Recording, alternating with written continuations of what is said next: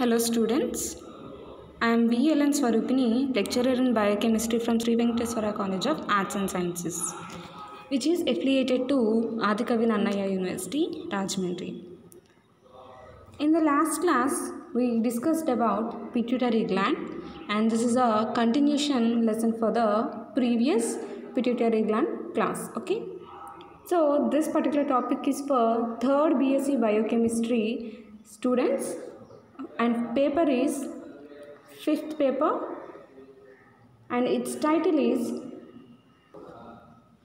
Physiology, Clinical Biochemistry and Immunology.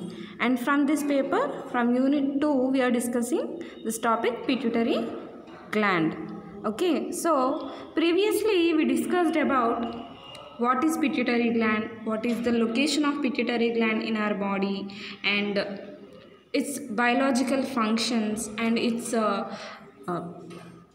hormones which are related to this pituitary gland. Okay, if you see this pituitary gland, it is present near to the hypothalamus region of the brain. Okay, it is located near the hypothalamus of brain, and it contains two parts, that is anterior pituitary and posterior pituitary, which is separated by pars intermedia, and this is also called as intermediate lobe. And anterior pituitary is called as adenohypophysis, and posterior pituitary is called as neurohypophysis.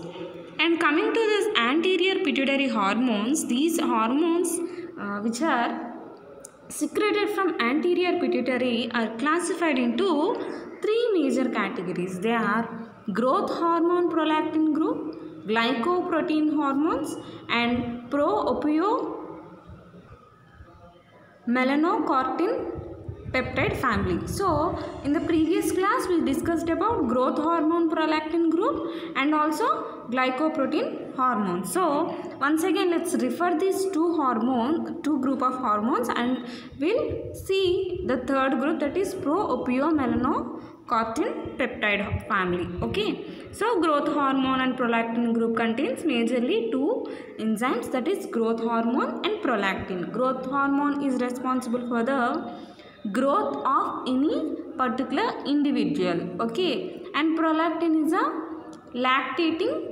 hormone. It is related to the lactation in mammals. Okay, so this growth hormone, we can also call it as somatotropin, and produced from somatotropes. Okay, somatotropes are the specialized cells in anterior pituitary, and these will produce growth hormone.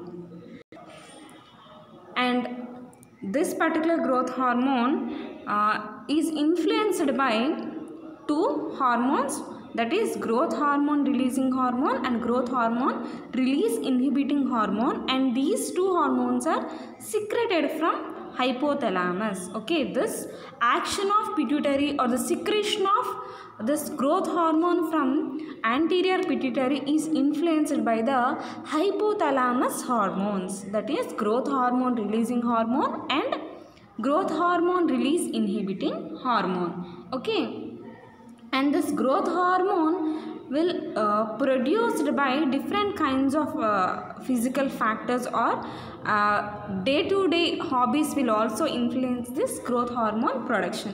And what are they? They are like sleep, stress.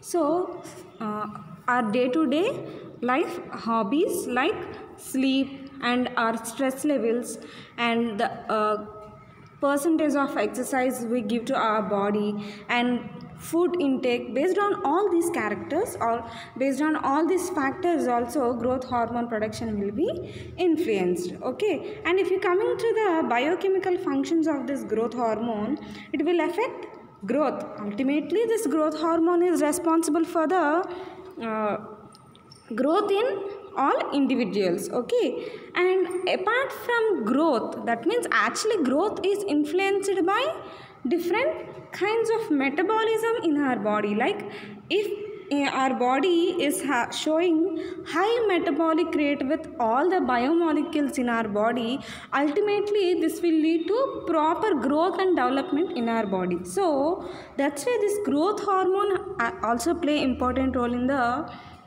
metabolism of proteins, carbohydrates, lipids and minerals. Okay, so this growth hormone not only just influences the growth in any individual, it also helps in the metabolism of different biomolecules like lipids, proteins, carbohydrates and also minerals. Okay, and if we see about the abnormalities of growth hormone production, that means in any particular individual, that particular individual should contain certain amount of growth hormone for proper development.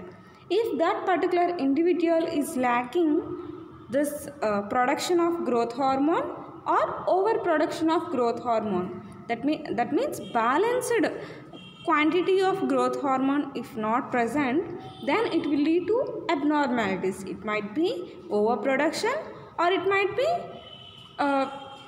lower production. Okay, so by lower production of this growth hormone, deficiency of this growth hormone will be dwarfism. Okay, so if as this growth hormone is responsible for the growth and development in any individual, if this particular growth hormone is not produced for proper extent, then what will happen?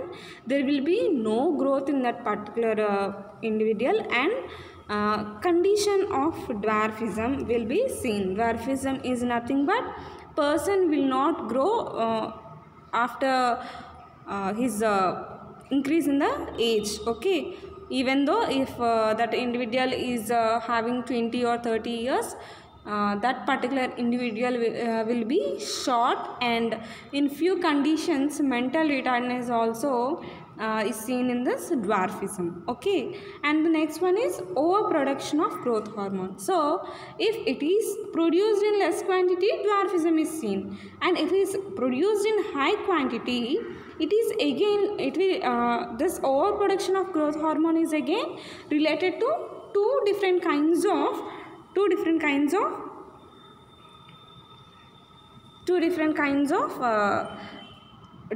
disorders.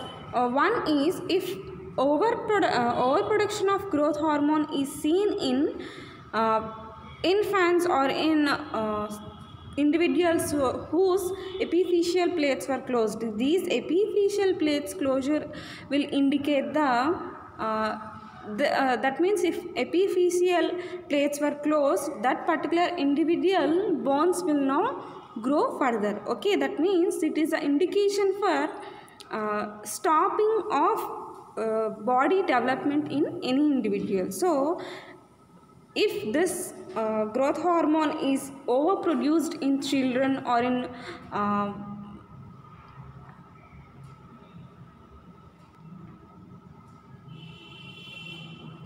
youngsters, then it will lead to this gigantism. That means their bones will grow longer in size. That means long legs, long hands and long body. That means height of that particular individual will be very high. Okay, so if growth hormone is overproduced in children, it will lead to gigantism. If this particular growth hormone is overproduced in adults, it will lead to acromegaly. And in this acromegaly, what will happen? That particular individual is seen with longer face. That means there will be no growth in the hands or legs bones. There will be growth in the facial bone. Okay, so facial bones will be larger, and their face will be very large, and their nose will be very large, and they'll be if you see them properly, we'll see a enlarged nose and a protruding jaws, and excessive hair is also seen in those particular acromegaly patients. Okay, so these are the two abnormalities related with the growth hormone. And the next one is prolactin. This prolactin is a hormone which is related to the lactation. Okay, lactation means it will initiate the lactation process in any woman. For example, any mammal individual of mammal or any organism, mammal organism, if they gave birth or they are giving birth to a new orphan or new offspring, then this prolactin hormone will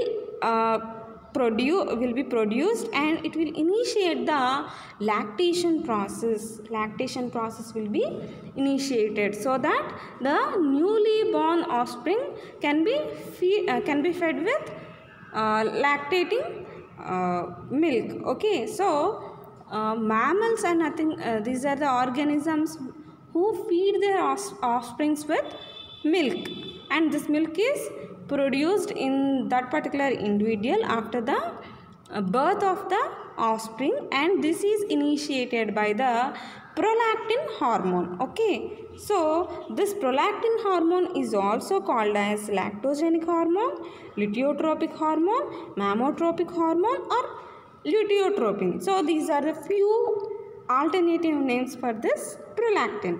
Okay, obviously biological function is to initiate lactation process, and for achieving this lactation in mammals, it will act on the metabolism of carbohydrates and lipids. Why? Because milk is a combination of carbohydrate and lipid. Okay, so we'll see lactose as the carbohydrate and also fat content in the milk. Okay, so that's why this prolactin will influence this carbohydrate and lipid metabolism, and these two metabolisms will be increased to produce milk in that particular individual. Okay, and it will also promote HMP shunt, increases lipid biosynthesis, and stimulates lactose production in mammary glands. So these are the few functions, biological functions related to prolactin in lactation. Other than lactation, this particular prolactin is also involves in the progesterone production. Okay, so this progesterone is a gonadal hormone. Okay, so that means this is related to the gonads. Gonads means gonads are nothing but reproductory ducts. Okay, these are related to reproduction. Okay, so here this prolactin promotes the growth of corpus luteum and stimulates the production of progesterone. Okay, apart from lactation, this also involves in the production of progesterone. And the next group is glycoprotein hormones, and this glycoprotein hormones there are 4 glycoprotein hormones which are in our body, and these are thyroid stimulating hormone, follicle stimulating hormone, luteinizing hormone, and human chorionic gonadotropin. So these 4 are the glycoprotein hormones, and here 2 points you should just see.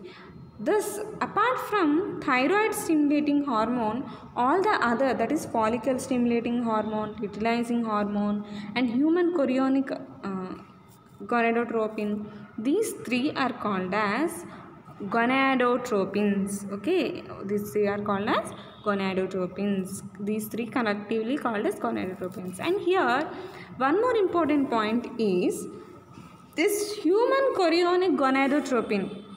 Human chorionic gonadotropin hormone is not secreted from the anterior pituitary, but this is discussed here collectively with gonadotropins. Okay, don't get confused with this human chorionic gonadotropin. As we are discussing this topic here, that doesn't mean this human chorionic gonadotropin is being released from the anterior pituitary. Okay, so please note this point.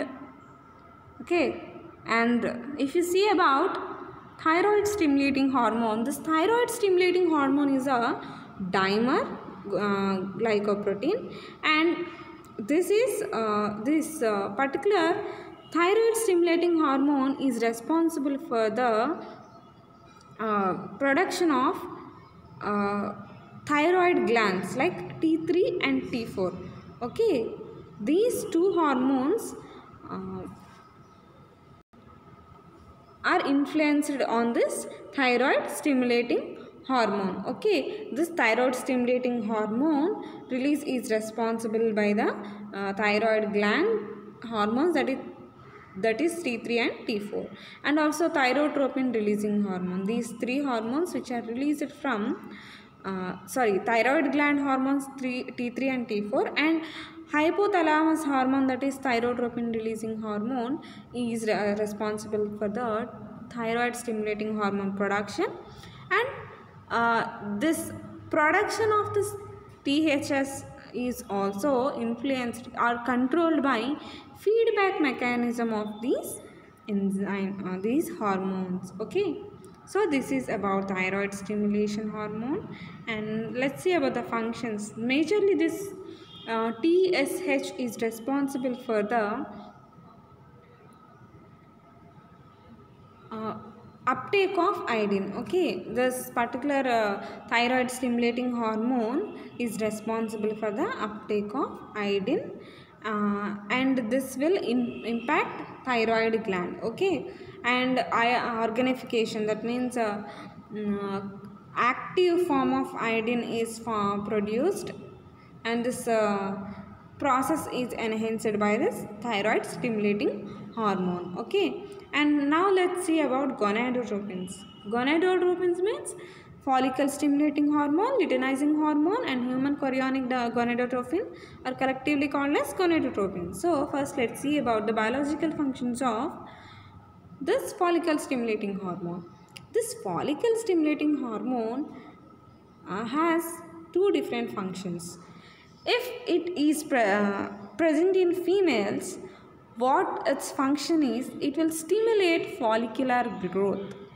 Okay, by increasing follicular growth, it will ultimately influence the increase in the weight of the ovaries. Okay, that means here if in any female this follicle stimulating hormone is acting perfectly, then what will happen?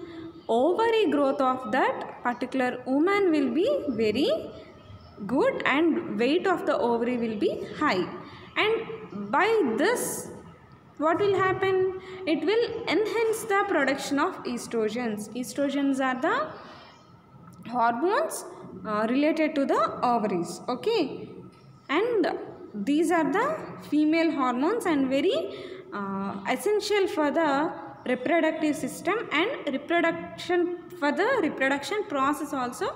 These hormones are very responsible. Okay, so in females, follicle stimulating hormone is responsible for the production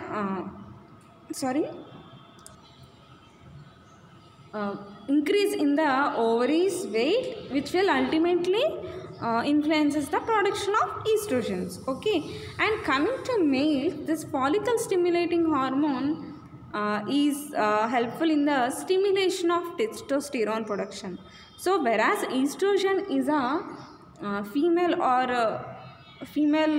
hormone, this testosterone is a male hormone, and this production is also influenced by follicle stimulating hormone. Okay, and what is the purpose of this testosterone is it is required for the spermatogenesis process, and this follicle stimulating hormone is also responsible for the development of the seminiferous tubules. Okay, so this follicle stimulating hormone stimulates testosterone production and also promotes the growth of seminiferous tubules.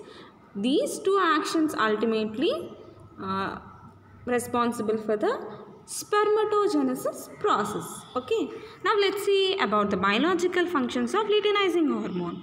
This luteinizing hormone stimulates the progesterone production, and this progesterone, as we discussed earlier, this progesterone is responsible for the corpus luteum cell in male. Okay, this will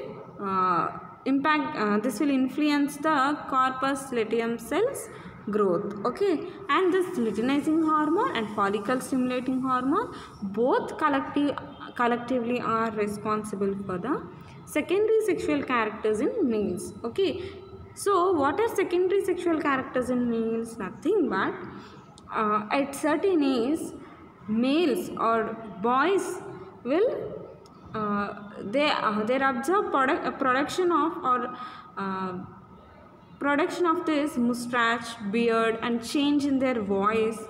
So these are all the secondary sexual characters that are seen in males. Okay, and the third one is human chorionic gonadotrophin. Human chorionic gonadotrophin, and this particular human chorionic gonadotrophin is produced by the syncytiotropoblast cells of placenta. So here while starting the topic, what I just told you, this human chorionic gonadotrophin is discussed here as this is a glycoprotein hormone and not as this is related to anterior pituitary. This is not at all related to the anterior pituitary, but we are discussing this human chorionic gonadotrophin as this is a glycoprotein hormone. Okay, and so as this is not related to this anterior pituitary, then from where this particular human chorionic gonadotrophin is produced? This is produced from the syncytiotropoblast cells of placenta.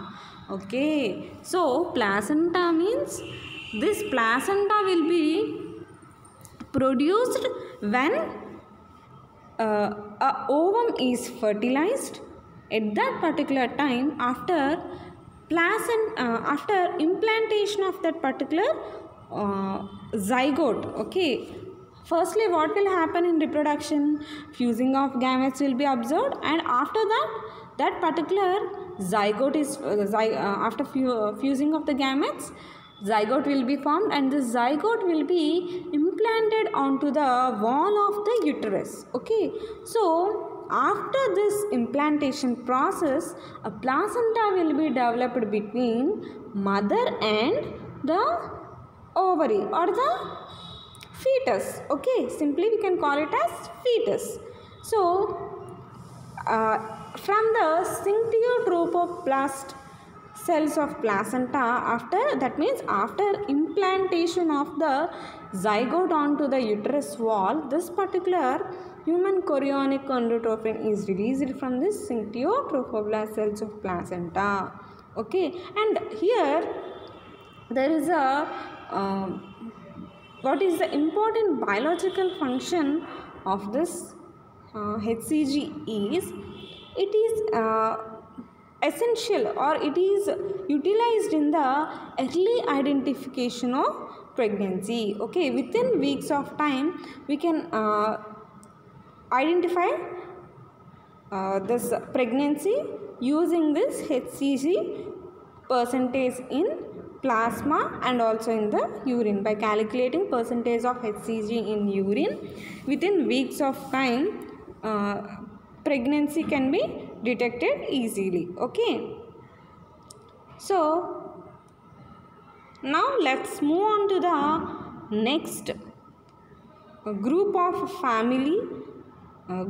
hormone family, that is pro-opiomelanocortin peptide family. We can simply call them as POMC peptide family. Okay, so this family consists of hormones: adrenocorticotropic hormone, ACTH.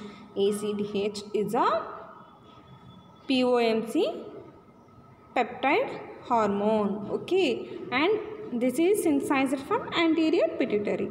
And apart from this, lipotrophin, we can call it as LPH, and also melanocyte stimulating hormone, MSH. Simply we can call this melanocyte stimulating hormone as MSH.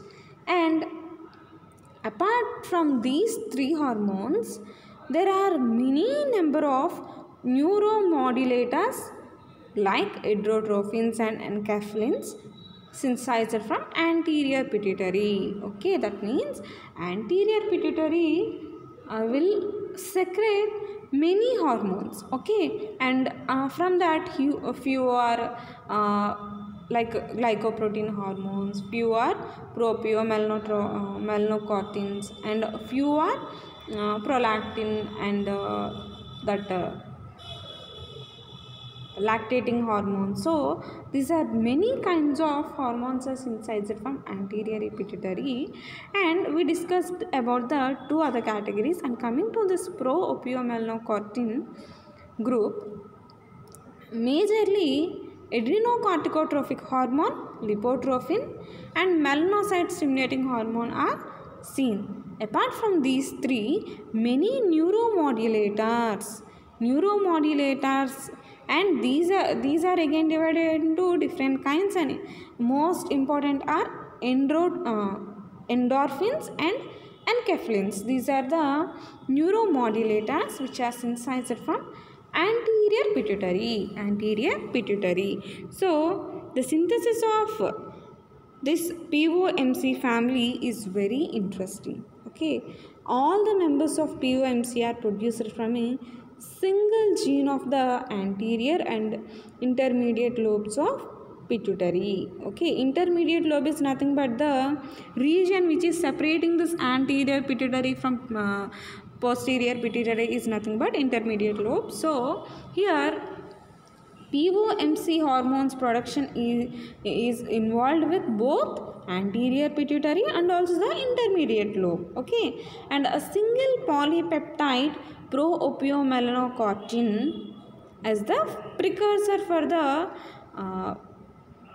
production of all hormones. That means all the POMC hormones are produced from single precursor. Okay, single polypeptide pro-opiomelanocortin precursor, and it is approximately it is made up of 285 amino acids, and it contains multiple hormones. Multiple hormones can be synthesized from this pro-opiomelanocortin. Okay, the name pro-opiomelanocortin is derived since it is a prohormone to opioids and melanocyte stimulating hormone and corticotropin. So as this pro-opiomelanocortin is responsible for the production of opioids, melanocyte stimulating hormone and corticotrophins.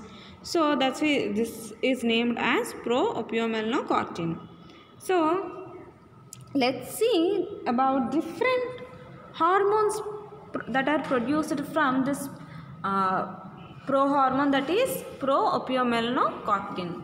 Okay, and the pituitary multi-hormone precursor is synthesized as pro-opiomelanocortin. So this prohormone is not directly synthesized, it is again produced as pro-opiomelanocortin. Okay, and this is formed from pro-opiomelanocortin. Pro-opiomelanocortin is converted into pro-opiomelanocortin, and this PMOC consists of three peptide groups, that is adrenocorticotropic hormones and beta lipotrophin, and the third one is peptides that are formed from gamma MSH. Okay, MSH means this one, melanocyte stimulating hormone. Okay, so let's see about these three groups. And the first one is adrenocorticotropic hormone, ACTH, and this will lead to the production of melanocyte stimulating hormone and corticotropin like intermediate lobe peptides. Okay, so this ACTH is responsible for the rise of alpha MSH and CLIP. Okay, CLIP means corticotropin like intermediate lobe peptide. Okay, and the second group is beta lipotrophin that can produce gamma LPH and beta MSH and beta endorphin. So these are the three kinds of hormones produced by this beta lipotrophin and later yields gamma and alpha endorphins. Okay, so ultimately with the action of the beta lipotrophin, gamma lipotrophin, beta MSH, that is melanocyte stimulating hormone, and beta endorphin, gamma and alpha endorphins are also produced directly or indirectly from this beta lipotrophin. Excuse me. One of the important this ACTH, that is adrenocorticotropic hormone, is a polypeptide with 39 amino acids and it contains molecular weight of 45,000, and this is responsible for the growth and function of the adrenal cortex. That means this adrenal cortex is a important gland in the endocrine system. Okay, this adrenal cortex is also a endocrine gland, and we'll see this adrenal cortex in the next classes. Okay, so but this ACTH is responsible for the functioning and growth of adrenal cortex, and the release of ACTH from the anterior pituitary is under the regulation of hypothalamic hormone, that is corticotrophin releasing hormone. So as discussed in the pituitary other hormonal functions of pituitary gland, what we discussed, hypothalamic hormones are controlling or they impact in the release or in the controlling process or by the feedback mechanism. Okay, either their secretion is stimulated or their secretion is controlled by this hypothalamic hormone. So here ACTH hormone production is also regulated by hypothalamic hormone, that is corticotropin releasing hormone. Okay, so let's see about the biochemical functions of ACTH. That is nothing but functions of ACTH. Adrenocorticotropic hormone promotes the conversion of cholesterol to pregnenolone in the adrenal cortex. That means cholesterol is converted into pregnenolone, and a derivative of cholesterol. Okay, so and the next importance is it enhances RNA and protein synthesis and thus promotes adrenocortical growth. That means as we discussed earlier, this ACTH is responsible for the growth and function of adrenal cortex. This ACTH will enhance RNA and protein synthesis. Production of RNA and protein synthesis means ultimately production of different kinds of proteins. Okay, and this protein synthesis in regard with this adrenocortical growth, that means proteins which are responsible for the growth of adrenal cortex are enhanced by this ACTH. Okay, and ACTH increases lipolysis by activating lipase of adipose tissue. This ACTH increases lipolysis process by activating lipase and adipose tissue. Okay, what are the three major functions of this ACTH? It will convert cholesterol to pregnenolone in adrenal cortex. So this is the function of adrenal cortex, and also it plays important role in the growth of adrenal cortex by enhancing RNA and protein synthesis related to this adrenal cortex. Okay, growth by enhancing RNA and protein synthesis, and function of this adrenal cortex of conversion of this cholesterol to pregnenolone, and this ACTH also increases lipolysis by the adipose tissue. So these are the three major functions of the ACTH, that is adrenocorticotropic hormone. So now let's see about overproduction. So this is a disorder related to ACTH. If ACTH is overproduced, what will happen? Cushing's syndrome is caused by an excessive production of ACTH, and this syndrome is characterized by hyperpigmentation and increased production of adrenocorticosteroids.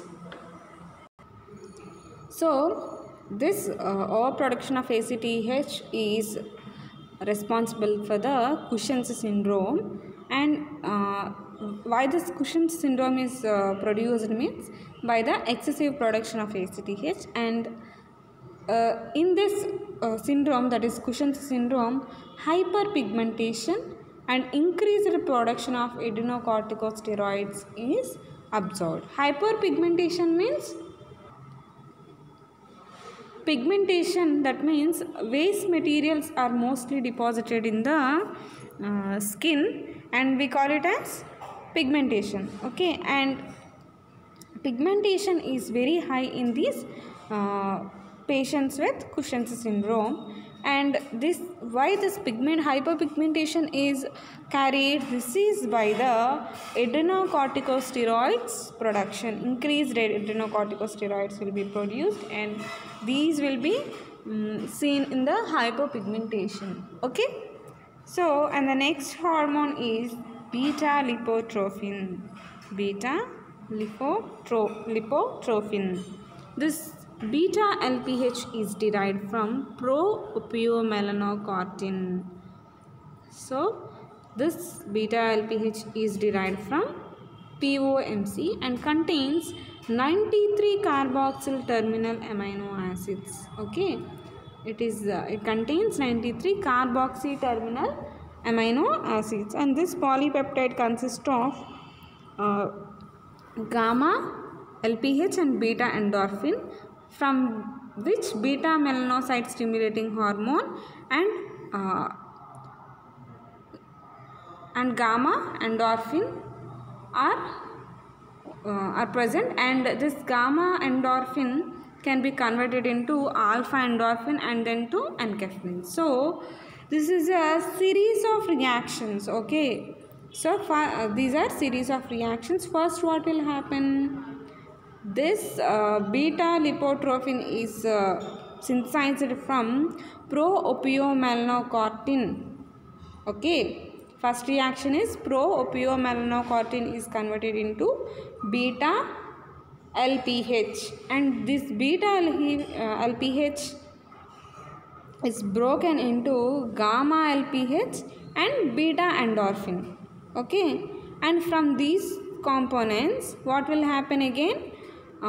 Beta MSH and gamma endorphin are synthesized, and gamma endorphin is converted into alpha endorphin and enkephalins. Okay, so how many reactions here? First reaction is production of beta LPH from pro-opiomelanocortin is the first reaction, and from this beta LPH, alpha LPH and beta endorphin are produced. This is the second reaction, and in the after second reaction, beta endorphin is converted into this beta MSH and gamma endorphin. This is the third reaction, and in the fourth reaction, gamma endorphin is converted into alpha endorphin and enkephalins. So these are series of 4 reactions and related to this beta lipotrophin. So here we should see about the endorphins and enkephalins. So these are neurotransmitters. Okay, these are neurotransmitter hormones. Okay, so these are natural analgesics that control pain and emotions. Okay, so analgesics are nothing but these are the drugs. We rather call them as drugs which control pain. That means they give relief. They relieve us from pain.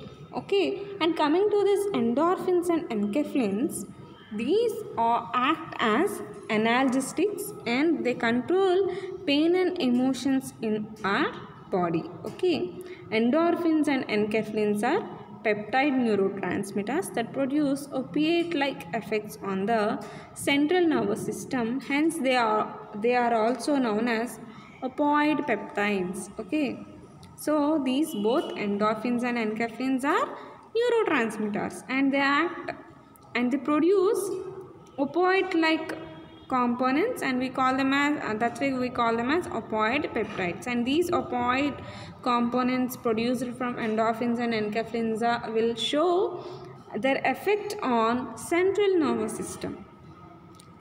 Okay, and these are responsible for the control of endogenous pain perception. Okay, that means by release of these enkephalins and endorphins, if we have any pain or if we are in a sad or dull mood, by the release of these enkephalins and endorphins, this will act as a endogenous pain perception. They'll give a effect of pain relief. Okay, even though not only related to the pain, these endorphins and enkephalins are also related to the emotions. Like emotions means sadness or fear. So these sort of negative emotions can be relieved, okay, by this enkephalins and endorphins activity.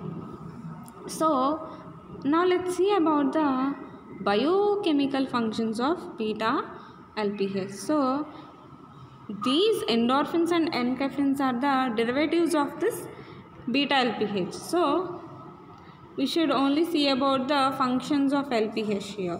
LPH is found only in the pituitary and not in other tissues. Okay, if we see in our body, if you take growth hormone, it is produced from anterior pituitary, but in very minute quantities it is also produced in different region in our body. But coming to this beta LPH, it is only found in pituitary and not in other tissues, since it is rapidly degraded. Okay, due to its degradation property, it is only present in the pituitary gland, because if it is transported to other tissues, in that transportation time only it will be degraded. That's why this is only seen in the pituitary. The biochemical functions of beta LPH are very limited. It promotes lipolysis and increases the mobilization of fatty acids. The most important function of beta LPH is its precursor role for the formation of beta endorphins and enkephalins. So mainly if we see, there is no proper or most important or increased function of this LPH. These involved in the lipolysis and increase the mobilization of fatty acids, but most important function is these act as precursor for the endorphins and enkephalins. Okay, and now let's see about melanocyte stimulating hormone. Melanocyte stimulating hormone, this MSH, three types of MSH are present: alpha, beta and gamma are present, and the precursor is pro-opiomelanotropic molecule. Okay, and the precursor for this melanocyte stimulating hormone is pro-opiomelanocortin. And in humans gamma MSH is important, while in some animals alpha and beta are functional. That means humans contain gamma MSH and few animals contain alpha and beta MSH in their body.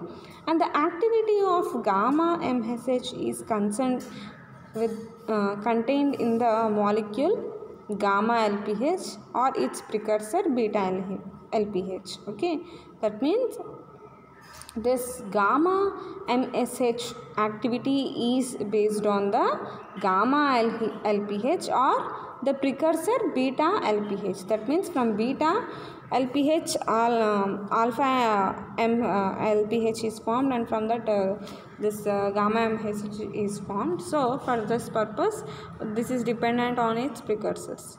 Okay, the function of MHH has been clearly established in some animals.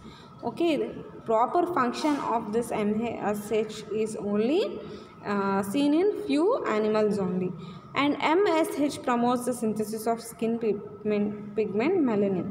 So melanin is a skin pigment which is responsible for the color of any individual. Skin color of the human beings or animals also is influenced by the presence of this pigment melanin in their skin. Okay, so this is synthesized from melanocyte stimulating synthesized by the action of this melanocyte stimulating hormone, and this can be synthesized by the process melanogenesis and depresses melanin granules that ultimately leads to darkening of the skin. Okay, so by action of MSH, what will happen? Darkening of the skin is managed. Okay, this MSH will depress melanin granules, and whenever this melanin granules are depressed, this will lead to darkening of the skin. In humans, MSH doesn't appear to play any role in melanin synthesis. That means this melanin synthesis by MSH is only seen in the animals, not related to the humans. Okay, only in some animals this melanogenesis is carried by this MSH. Okay, so these are the hormones and their biological functions related to anterior pituitary. Now let's see about the posterior pituitary hormones. So in this posterior pituitary hormones, two hormones, namely oxytocin and antidiuretic hormones. So antidiuretic hormones are again many types: ADH, vasopressin. These are different kinds of antidiuretic hormones. So mainly posterior pituitary hormones like oxytocin and antidiuretic hormones are produced from posterior pituitary, that is neurohypophysis. And both the oxytocin and antidiuretic hormones are nanopeptides. Nano means this is made of 9 amino acids. Okay, now let's see about oxytocin. This oxytocin is released from posterior pituitary gland and is caused by the neural impulses of nipple stimulation. So by the stimulus received from the neural stimulus or neural impulses, stimulation from the nipples will initiate the release of oxytocin. Okay, and other stimuli responsible for oxytocin release include uterine distension. Okay, by uterine distension also this oxytocin is released. Okay, and now let's see about the functions of this oxytocin. First one is effect on uterus. How this oxytocin will affect uterus? Oxytocin causes the contraction of pregnant uterus and induces labor. That means during the delivery of any pregnant lady, this oxytocin will be released during the labor time, and it will induce labor. That means for the aborting of the baby or the aborting of the fetus, this particular uterus contraction is very important, and this contraction is caused by oxytocin, and finally it will induce labor. And also effect on milk ejection. That means milk production. Ejection means release of milk from the mammary glands. Okay, in mammals, oxytocin causes contraction of myoepithelial cells. These are the smooth muscle cells that are seen in the breast, and this particular myoepithelial cells will be contract Mainly here, if you observe, contraction of muscles is the main activity of oxytocin. Okay, so for during labor, this particular oxytocin will contract uterus muscles, and here after baby birth, during feeding of baby, these myoepithelial cells of breast are contracted for the milk ejection. Okay, and this contraction of myoepithelial cells will lead to stimulates the squeezing effect and causes milk ejection from the breast, and this is essential for the feeding of the baby. And oxytocin synthesized in the ovary appears to inhibit the synthesis of steroids. This oxytocin synthesized in ovary appears inhibit the synthesis of steroids. Steroids synthesis can be inhibited by this oxytocin release in the ovary. So this is about oxytocin. And now let's see about antidiuretic hormone. Antidiuretic hormone. The release of antidiuretic hormone, and this antidiuretic hormone is also called as vasopressin, okay, is mostly controlled by osmoreceptors, and these osmoreceptors of hypothalamus and also baroreceptors of heart will control the release of antidiuretic hormone, that is vasopressin. Any increase in the osmolarity of plasma stimulates ADH secretion. So, increase in the osmolarity of plasma in our body will ultimately stimulate ADH secretion. So, if you see biological function, ADH, that is antidiuretic hormone, is primarily concerned with the regulation of water balance in the body. So this is responsible for the regulation of water balance in our body. It stimulates kidneys to retain water and thus increases the blood pressure. So what happens in our body regarding to the purification of blood? During the process of purification of blood through our kidneys, purified blood during the process of purification of blood, water is again reabsorbed back into the body. Okay, so liquids from our body are again reabsorbed through our kidneys. Okay, and this is influenced by vasopressin. It stimulates kidneys to retain water and thus increases the blood pressure. Okay, so water quantity of our water of our body, quantity of water in our body is maintained. Its osmolarity is maintained by the release of this vasopressin, and this vasopressin is responsible for the reabsorption of the water content through kidneys. Okay, in the absence of ADH, the urine output would be around 20 liters per day. That means in the absence of vasopressin, there will be release of all the liquid material which is present in our body is released in the form of urine, and that will increase the urine output also. Okay, that means water content in our body is not reabsorbed due to the absence of vasopressin. Ultimately, all the water content which we take through different forms, all will be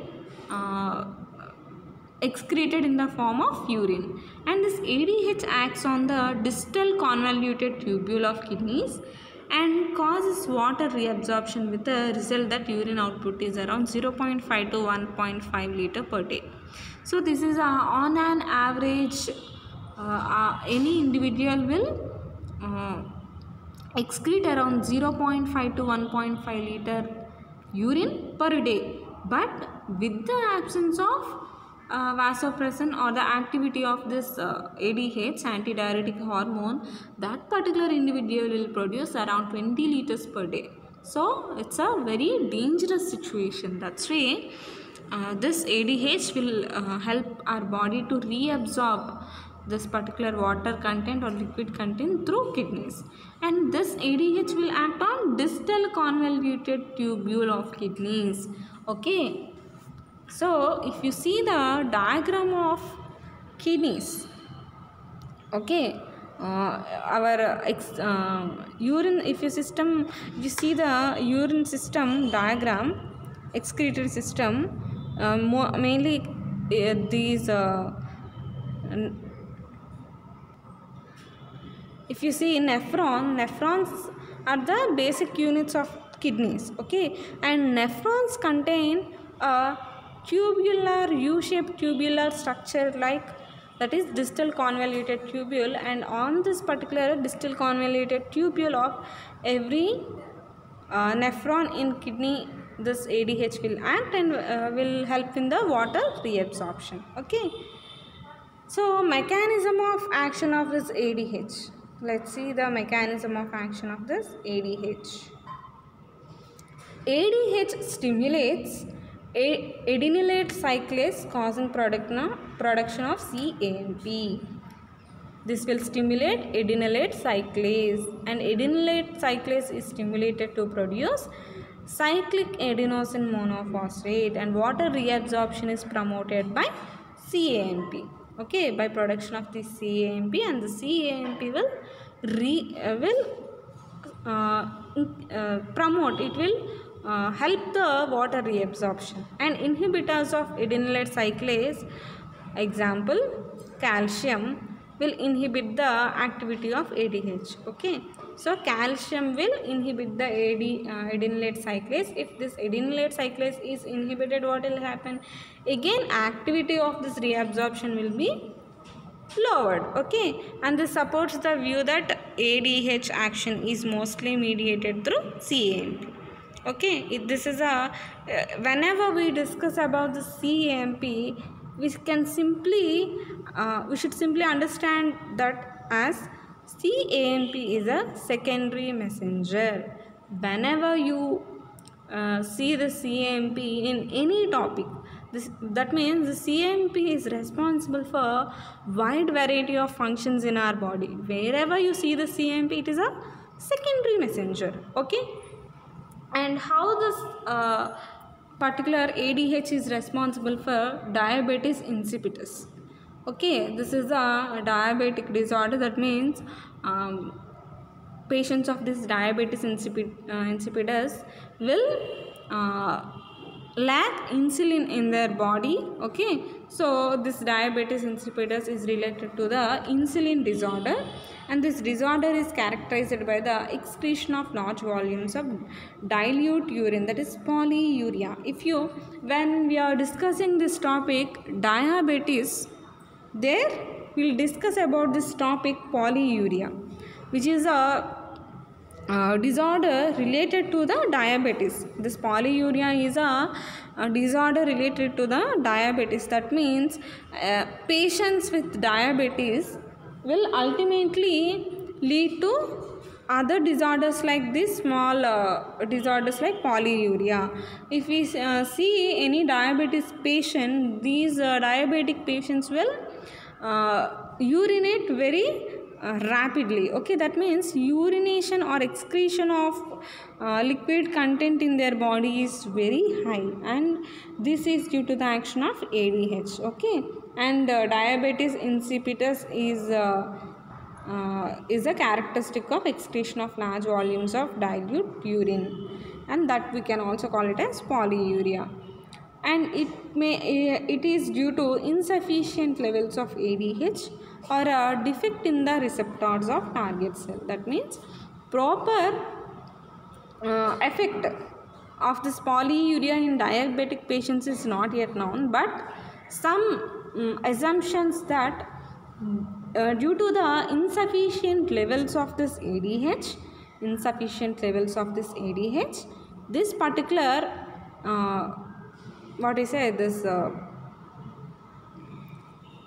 polyuria is produced. Polyuria, why this polyuria is being caused? Due to lack of the activity of ADH, because ADH is the major hormone responsible for the reabsorption of water. Okay, but in diabetic patients also the same thing should be happen, but in diabetic patients urine formation is very high, and this condition we call it as polyuria. So that means due to insufficient levels of ADH or defect in the receptor target cells, as diabetes is also a defect in the action of this insulin. Okay, diabetic might be caused due to lack of insulin, or due to lack of proper action of the insulin, or due to lack of proper identification of glucose in the blood. Okay, anything is a reason for diabetes. Okay, diabetes is not caused by the lack of insulin. It is also caused by the lack of proper function of the insulin, or decreased quantity of insulin. So here also it might be by the insufficient levels of ADH, or by the defect by the receptors of the target cells. Okay, it cannot identify the proper receptors on the target cell, and there will be no action of the ADH. Okay, there will be decrease in the ADH, or in the lack of activity of the ADH, this diabetes insipidus is produced, which will lead to production of large volumes of urine, and this is mostly seen in the diabetic patients. Okay, so this is all about hormones related to both anterior pituitary and posterior pituitary. So don't get confused with this topic. This is a very prolonged topic, so once refer to the material, and if you have any doubts, please ping me. And particularly regarding this endocrinology unit, please listen to the topics for multiple times, because there will be number of hormones and number of biological functions of those hormones. So if you don't refer for 3 to 4 times, you'll definitely get confused between all the hormones. Okay, thank you students. Please verify all the topics. Okay, thank you.